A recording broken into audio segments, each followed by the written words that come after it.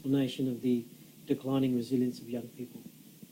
I think really, well, popular culture is one factor, but probably the biggest factor I would regard is that, you know, young people grow best when they're nested by their parents. They're, you know, where they grow up as best as part of a gang, is the way I describe it, and that gang, the most important gang, is their family.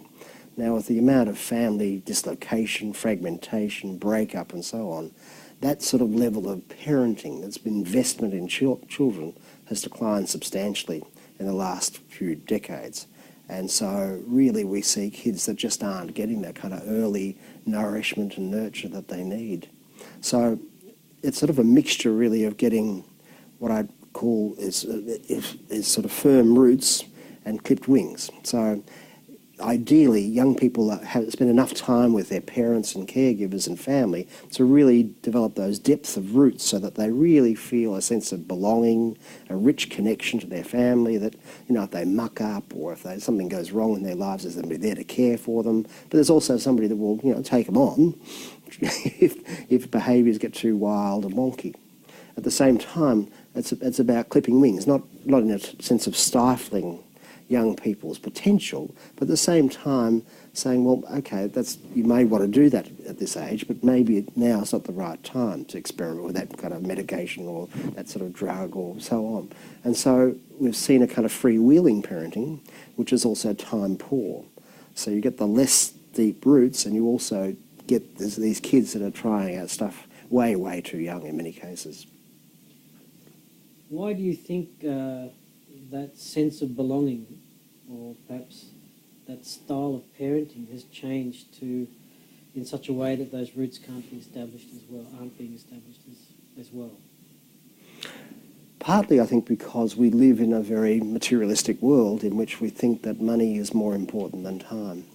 And so the things that we can materially provide for our children almost seem to be more important as an advantage in lots of people's minds than the amount of time that they spend with them. So in a way, what we're seeing are parents who devalue their own kind of contribution, I think.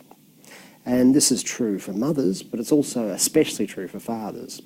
Now, admittedly, Western societies have been fairly father absent for the last, you know, hundreds of years, so it's not a new phenomenon, but you would have to say that a lot of fathers really spend very minimal time with their kids. And so when I work in family therapy, probably the key concept of making a family more resilient is to get that father to be more present in his family.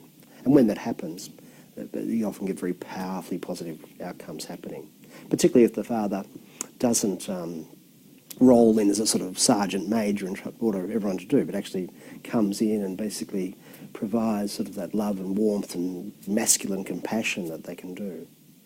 One of the areas we see this particularly in is in fly-in, fly-out families, you know, where men often are away at the mines and then come back in and have been dislocated from their families and feel like they have to come in and support their wives, and by being a sort of, you know, sergeant major, and it just becomes a disaster for the family. So the whole new work trend of basically fly in, fly out becomes a real peril for many families and many relationships as well. Sorry, I'm just going to stop you. What you're saying is that the increasing financial pressures, or the rat race, is making it more difficult for parents to spend time with their young children, or their children. Well, the perception is, and perhaps the reality is, that there needs to be two incomes coming in to support a family. I mean, it's estimated that if the average family were prepared to live in a standard which was occurring in Australia in 1948, they would only have to work 18 hours a week to achieve that standard. But of course, our expectations about the sorts of things children need and the amount of luxuries that we all need is perhaps out of kilter with the reality. And so we become time poor. And when a family becomes time poor, it becomes parent poor. And that means that the resilience is imperiled. So parenting, good quality contact with family, important contributor to resilience. What other contributors are there? We started the research in resilience in the early 1990s in Australia, and have interviewed thousands and thousands of kids who've gone through tough times, had really rotten, dreadful childhoods, and yet turned it around, that entered their late teens and their early 20s, functioning really well. And what we were trying to do was to find out what was going on at that point when things shifted for them, moved from basically being pretty bad to actually starting to improve. Time and time again, the young people told us three things were important. The first one was having a sense that they were loved by their family. So even in a highly dysfunctional, disorganised family, having one family member who loves you makes a gigantic difference. And in fact, we see that research even in families where there's, incest. So it's very powerful. The second one was having a diversity of friendship groups. So should I fall out with this bunch? I've got this bunch to fall back on. Having that kind of choice. These young people didn't have to be the most popular kids on the block, but having some options made a gigantic difference. It also meant that they had a broader definition of themselves because they've got a broader definition from their friends. And the third one was having an adult outside their family, often a teacher or a sports coach, a netball coach, a scout leader, a YMCA or YWCA leader, those sorts of people outside their family who took a shine to them. And it wasn't any kind of deep and meaningful, highly trained person who was doing a quasi or even a real counselling kind of role.